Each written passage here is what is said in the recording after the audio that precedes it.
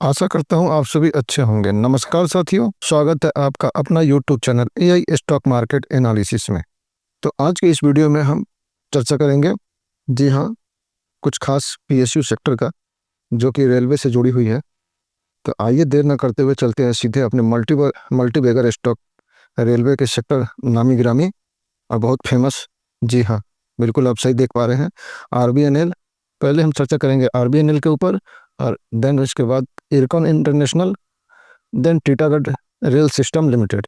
ये कुछ 3 मुख्य स्टॉक है जो रेलवे के लिए खास है और इसमें काफ़ी सारे इन्वेस्टर का पैसा लगा हुआ है, खास करके रिटेलर का।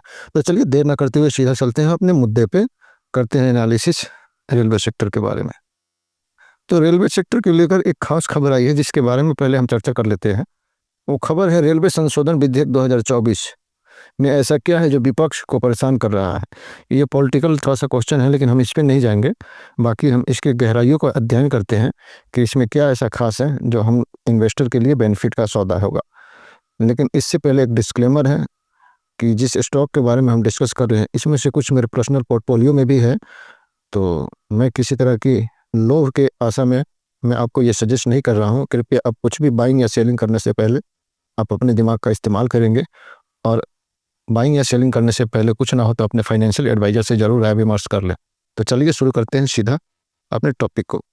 तो देखिए इसमें विशेष करके क्या है, बुधवार को संसद में रेलवे संशोधन विधेयक 2024 पर चर्चा हुई, जिसे रेल मंत्री अश्विनी वैष्णव ने 9 अगस्त को पेश किया था। केंद्र सरकार ने भारतीय रेलवे बोर्ड अधिनियम 1905 और रेलवे अधिनियम 1989 के एकीकृत में एक व्यापक कानून बनाने के विधेयक पेश किया है। ये कुल मिला-जुला के रेलवे के संशोधन विधेयक 2024 किया है और विपक्ष इस मुद्दे से प्रसार किया। रेलवे अधिनियम 2089 रेलवे कामकाज और प्रशासन को नियंत्रित करता है, जिसमें प्रशासनिक सुविधा के लिए रेलवे को जोन में व्यवस्थित करने का प्रावधान शामिल है। रेलवे बोर्ड अधिनियम 1905 ने भारतीय रेलवे की देखरेख के लिए रेलवे बोर्ड को केंद्रीय प्राधिकरण के रूप में स्थापित किया, जिस अधिनियम के तहत केंद्र सरकार रेलवे से संबंधित अपनी शक्तियों और कार्यों को बोर्ड को सौंप सकती है। तो जी अच्छी खबर है, रेलवे में और एक्यूरेसी आएगी और इसकी एफिशिएंसी बढ़ जाएगी। आप देखते हैं जैसे हवाई जहाज़ का टाइम होता है तो टाइम से आती है और टाइम से जाती है, लैंड भी करती है और टेक ऑफ भी करती है। लेकिन रेलवे में ऐसा कुछ नहीं है। रेलवे में आपको पता चलेगा कि जो ट्रेन 12 बजे आनी है वो आती है 2 बजे, जो आनी होती है 4 बजे वो आती है 6 बजे। तो इन्हीं सब मुद्दों को ध्यान में रखते हुए रेल विभाग ने कुछ कड़े कदम उठाने का फैसला लिया है, जिसके बारे में ये विधेयक है। तो इससे जुड़ी हुई कुछ पीएसयू स्टॉक है, चलिए इन पर डिस्कस करते हैं। तो इसमें पहला और बड़ा नाम निकल के आता है आरबीएनएल का, रेल विकास निगम लिमिटेड। ये बहुत फेमस स्टॉक है और मल्टीबैगर है। निवेशकों को काफ़ी मोटा पैसा बना के दिया है इस स्टॉक ने। आइए इसके देखते हैं कि कितनी कारगर रही है पिछले कुछ दिनों में। अब एक दिन की अगर हम बात करें तो एक दिन में आप देख पा रहे हैं कि एक दिन में लगभग 5% का गेन हुआ है। ये लास्ट ट्रेडिंग सेशन की बात कर रहे हैं। ये इसलिए गेन हुआ है क्योंकि ये विधेयक से जुड़ा हुआ है और इमीडिएट कुछ ही समय पहले ये विधेयक लोकसभा में आया हुआ था। तो 5 दिन की अगर बात करें तो 5 दिन में भी कुछ खास नहीं है, वही एक दिन वाला रिटर्न है लगभग दिख रहा है। अगर 1 महीने की बात करें तो 1 महीने में लगभग 4% का रिटर्न है और यही 6 महीने की बात करें तो 6 महीने में 24% का रिटर्न निकाल कर दिया इसने अपने निवेशकों को। और वहीं अगर 1 साल की बात करें तो 1 साल में शानदार रिटर्न जैसा कि देखने को मिल रहा है, लगभग 155%। इसी को कहते हैं मल्टीबैगर। और यहीं अगर 5 साल की बात कर लें तो जी हाँ, ये आंखों पे भरोसा नहीं हो रहा है। जैसे आज के डेट में सुजनल उसी तरह की ये स्टॉक है। सुजनल एनर्जी से कंपेयर करें तो कतई कम नहीं है। फ़र्क ये है कि वो थोड़ा सा कम प्राइस का है, निवेशक उसमें ज़्यादा अट्रैक्ट होते हैं, इसका प्राइस थोड़ा सा ज़्यादा है। तो अगर प्राइस ना देखें हमने तो परसेंटेज से लेना देना होता है, कितना परसेंट प्रॉफिट हो रहा है। चलिए इन सब बातों को छोड़ते हैं, नहीं तो वीडियो बहुत लंबी हो जाएगी। लेकिन वीडियो को अंत तक देखिएगा, बहुत मज़ा आएगा। और अभी आपको अच्छा लग रहा होगा तो कृपया हमारे चैनल को सपोर्ट कीजिए, सब्सक्राइब कीजिए और बेल आइकन को प्रेस कीजिए। अब चलते हैं इसके अगले टॉपिक पे। तो इसके लास्ट ट्रेडिंग सेशन में जो कारोबार हुआ है 1,16,700 इक्विटी का लेन देन हुआ है। अगर ट्रेड वैल्यू देखें कुल कारोबार 533 करोड़ का हुआ है। अगर आरबीएनएल का मार्केट कैपिटलाइजेशन देखें तो ये है 96,849 करोड़ की कंपनी।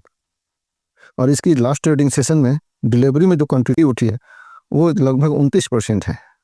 तो ये बहुत बड़ा रकम होता है, बहुत बड़ा नंबर है। अगर 29-30% अगर माल किसी भी स्टॉक में कोई उठा रहा है डिलीवरी में तो कोई ये रिटेलर नहीं उठाते इतना माल, ये जरूर कोई ना कोई बड़ी पार्टी का है। और अगर यहीं बीच के बावन बिखाई और लो की बात करें तो बावन बिखाई है 647, जी हाँ। और देखिए अभी लगभग 450 का मिल रहा है, यानी डिस्काउंट लगभग 200 रुपये का इस पर है। 200 बोले तो लगभग यहाँ से 50% ऑफ जाएगा, तब जाके ये अपना बावन बिखाई को टच करेगा। और वहीं अगर बावन बिक लो की बात करें तो 165 रुपये है। और यहीं पे अगर इसकी पी की बात करें तो ये पी 71.72 पे अभी फिलहाल है। और ये लगभग इतना पे ही चलता भी है, जैसे कि आप देख पा रहे हैं इसी आसपास में रहता है। हालांकि इंडस्ट्री पी थोड़ा सा कम है, लेकिन ये कंटिन्यू इसी आसपास में चलता है। तो जैसे कि आप देख पा रहे हैं, मैंने बताया आपको मार्केट कैपिटलाइजेशन, और इसका करंट प्राइस 465 का है। बावन बिखाई लो 447 और 166 का। स्टॉक पी 75.7 का है। और यहीं अगर इसकी बुक वैल्यू की बात किया जाए तो 38 का है। और यहीं इसकी डिविडेंड यील्ड की बात किया जाए तो 0.45 है। ROC 18.7 का है। ROE 20.4 का है। फेस वैल्यू 10 का है।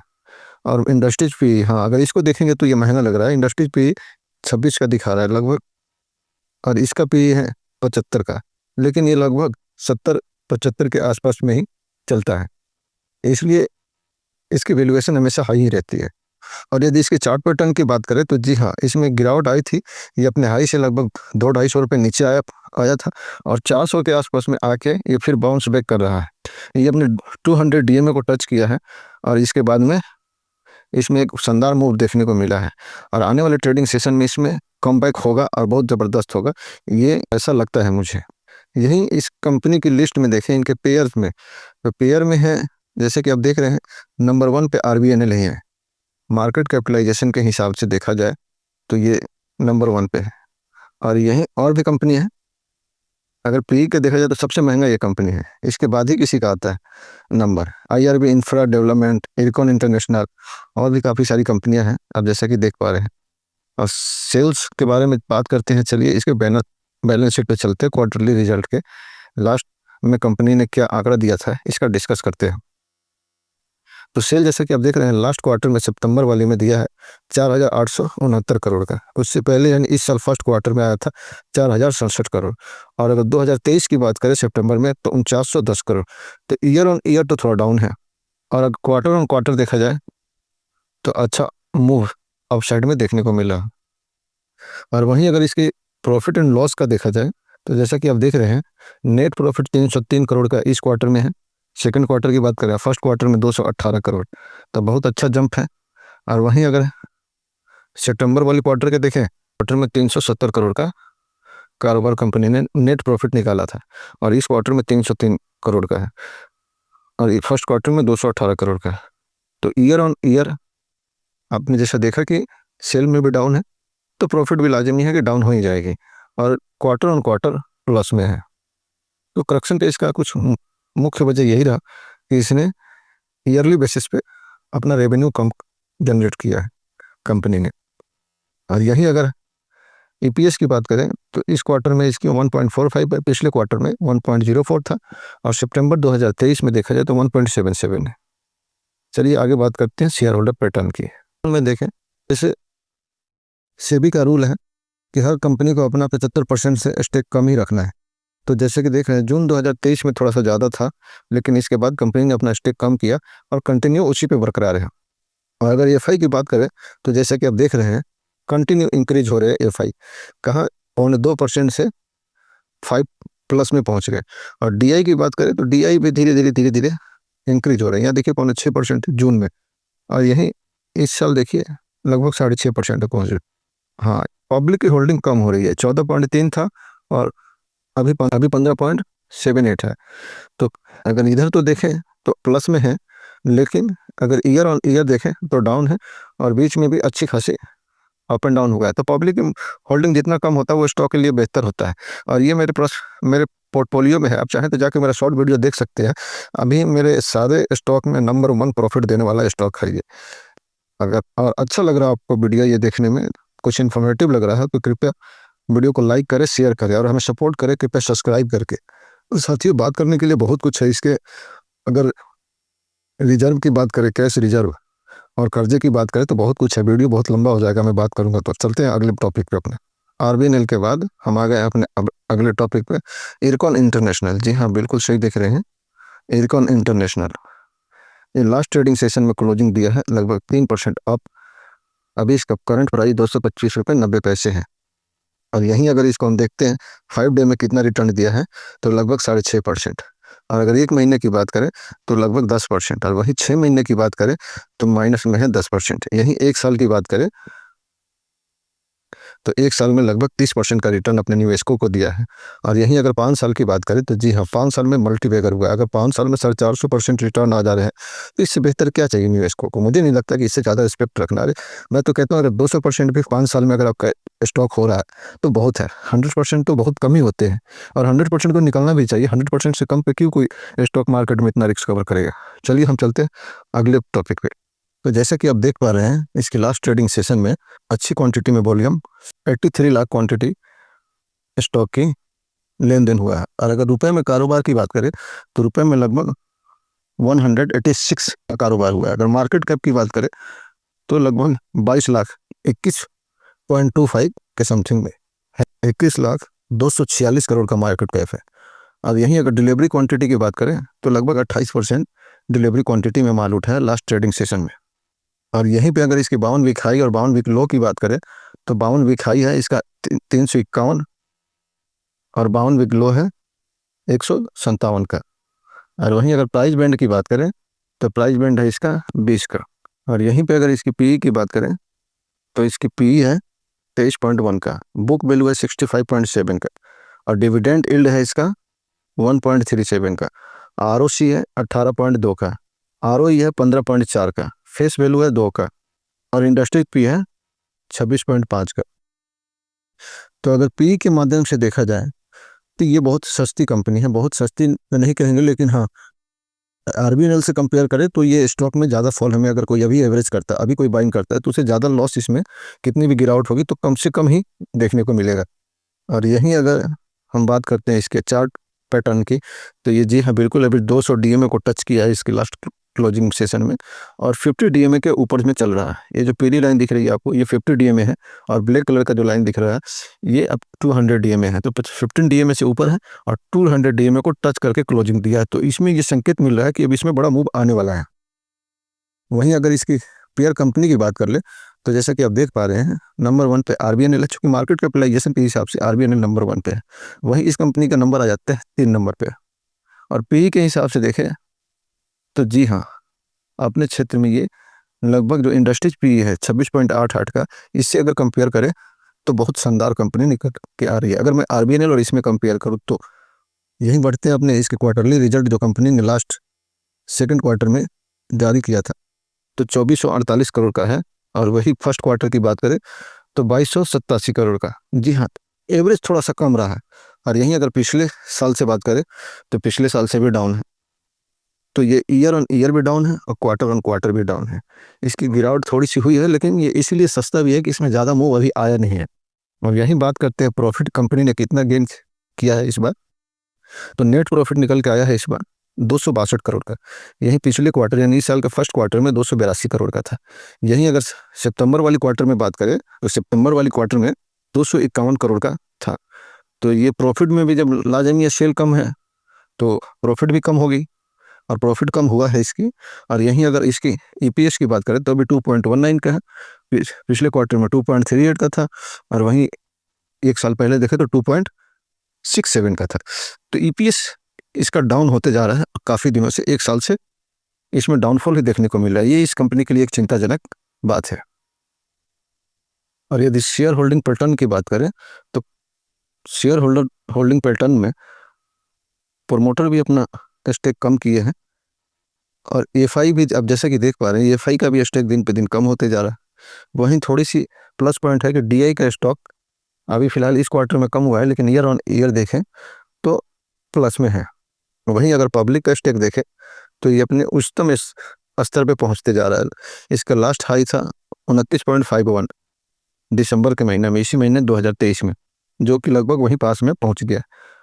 ये इसकी एक माइनस पॉइंट मुझे दिख रही है। आइए अब इस वीडियो के आखिर में हम टीटागढ़ रेल सिस्टम का चर्चा करते हैं। जी हाँ, जैसा कि आप देख पा रहे हैं टीटागढ़ रेल सिस्टम में इसमें काफ़ी करप्शन देखने को मिला है इस बार। और यहीं पे इसकी लास्ट ट्रेडिंग सेशन में क्लोजिंग हुई है 0.038% गेन के साथ। अभी इसका प्राइस 1192 रुपये है। और यहीं बात करते हैं अगर 5 दिन में, तो 5 दिन में लगभग थोड़ा सा डाउन है 0.8%। अगर 1 महीने की बात करें तो 3.6% ऑफ है। और जो गिरावट देखने को मिलेगी अब मिलेगी, इसमें लगभग 11% का डाउनफॉल पिछले 6 महीने में देखने को मिला है अपने निवेशकों को इस स्टॉक ने दिया है। जी हाँ, ये एक झटका है। और यहीं अगर 1 साल की बात करें तो 1 साल में अभी भी ये स्टॉक लगभग 14-15% ऑफ है। और वहीं अगर 5 साल की बात करें तो 5 साल में लाजवाब परफॉर्मेंस किया इस कंपनी ने। कोई व्यक्ति अगर 5 साल पहले लिया था तो वो मालामाल है, इसमें कोई दो राय नहीं। अभी भी वो बहुत ज़्यादा प्रॉफिट में बैठा हुआ है। यही इसकी अगर लास्ट ट्रेडिंग सेशन में इक्विटी वॉल्यूम देखें तो ट्रेड वॉल्यूम 10,61,000 का रही। और यही कुल कारोबार रुपए में देखें तो 126 करोड़ का रहा। मार्केट कैप के हिसाब से 16,26 करोड़ की ये कंपनी है। 16,026 करोड़ की कंपनी है ये। और वहीं डिलीवरी क्वांटिटी, जी हाँ, लगभग 30% है। और यहीं अगर इसकी बाउन वीक हाई और लो की बात करें तो बाउन वीक हाई 1896 रुपये है और बाउन वीक लो 780 रुपये है। और जैसे कि आप देख पा रहे हैं इसकी पी है 52.7 का और बुक वैल्यू 175 पे है। डिविडेंड यील्ड है इसका 0.07 और आरओसी है 25 का और आरओई है 18.1 का। फेस वैल्यू है 2 का और इंडस्ट्रीज पी है 46 का।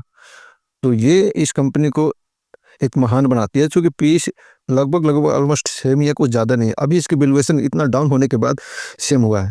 तो आइडिया लगाइए कि जब ये 1800 का था तब कितना था, 1900 का, 1897 पे। और जैसा कि आप देख पा रहे हैं कि ये अपने 200 डीएमए के करीब है। अरे कुछ नीचे गया हुआ था लेकिन अभी ये ऑलमोस्ट फ्लैट ही है। 200 डीएमए के पास में इसकी लास्ट ट्रेडिंग सेशन में क्लोजिंग आया हुआ है। और वहीं इसकी कुछ कंपेयर कंपनी है पेयर में, तो जैसे कि आप मार्केट कैपिटलाइजेशन के हिसाब से देख रहे हैं ज्योति सीएनसी ऑटो। जी हाँ, ये कंपनी अभी कुछ ही दिन पहले मार्केट में लिस्ट हुई है। 3,480 करोड़ का मार्केट कैपिटलाइजेशन है इसकी। और जुपिटर वैगनर, जी हाँ, ये लगभग 2,929 करोड़ का है। ये कंपनी आती है लगभग चौथे नंबर पे। कंपनी की लास्ट रिजल्ट की बात करें तो इस क्वार्टर में इसने रिजल्ट अपना जारी किया था, तो कंपनी ने बताया था कि 1,057 करोड़ का सेल किया है। वहीं पिछले क्वार्टर की बात करें तो 903 करोड़ का था और पिछले साल 935 करोड़ का था। तो ईयर ऑन ईयर अच्छा ग्रोथ देखने को मिल रहा है और क्वार्टर ऑन क्वार्टर भी अच्छी ग्रोथ है इस कंपनी में। और वहीं इसकी प्रॉफिट एंड लॉस की बात करते हैं, नेट प्रॉफिट आया इस कंपनी का 81 करोड़ इस क्वार्टर में। इससे पिछला क्वार्टर की बात करें तो फर्स्ट क्वार्टर में आया था इसका 67 करोड़। और यहीं अगर 1 साल पहले की बात करें तो 71 करोड़। और अगर इसकी ईपीएस की बात करें, ईपीएस 5.99 का है और इससे पिछले क्वार्टर में था 4.98 का। और 1 साल पहले बात करें तो 5.55 का है। तो कंपनी ये अभी लेने लायक है और एवरेज करने लायक है, चूँकि गिरावट में ही इन्वेस्टर का पैसा बनता है। जैसे कि हम लोग देख पा रहे थे कि कंपनी के अंदर सारे चीज़ प्लस पॉइंट हमें देखने को मिल रही थी। चाहे ये सेल में भी क्वार्टर ऑन क्वार्टर बेहतर है, ईयर ऑन ईयर भी बेहतर है, लेकिन इसकी एक माइनस पॉइंट निकल के आ रही है, जो कि प्रमोटर यहाँ पे लगातार अपनी हिस्सेदारी को सेल कर रहे हैं। जैसे कि हम देख पा रहे हैं पिछले साल सितंबर में इसका लगभग 45% स्टेक प्रमोटर के पास था और इस साल लगभग 40.5% है। ये एक चिंताजनक बात है। वहीं अगर एफआई की बात करें तो ये एफआई डे बाई डे इसमें अपना स्टेक बढ़ाते जा रहे हैं। हाँ, ये बात है कि पिछले क्वार्टर से अगर कंपेयर करें तो कम हुआ है उनका स्टेक, क्योंकि प्रॉफिट बुकिंग तो आनी है, प्रॉफिट बुक की मार्केट नीचे है, इसमें करेक्शन भी हुआ है। और डीआई का स्टेक कंटिन्यू इंक्रीज हो रहा है। अगर डीआई भी पिछले क्वार्टर से कंपेयर किया करे तो थोड़ा डाउन है। वहीं गवर्नमेंट का स्टेक 1% पे पड़ा हुआ है। पब्लिक इसमें सबसे ज़्यादा है। अगर हम बात करें मार्च 2023 में तो सबसे उच्चतम स्तर पे पब्लिक का स्टेक था और अभी के डेट में इसमें 29.25 का है। पिछले क्वार्टर में 25.83 का है। तो पब्लिक इसमें इंटरेस्ट ले रही है। तो आज के वीडियो में बस इतना ही। आशा करता हूं आपको हमारी तरफ से दी हुई जानकारी से आप संतुष्ट होंगे। तो कृपया हमारे वीडियो को लाइक करें, शेयर करें और हमारे चैनल को सब्सक्राइब करें। तब तक के लिए जय हिंद, वंदे मातरम, भारत माता की जय।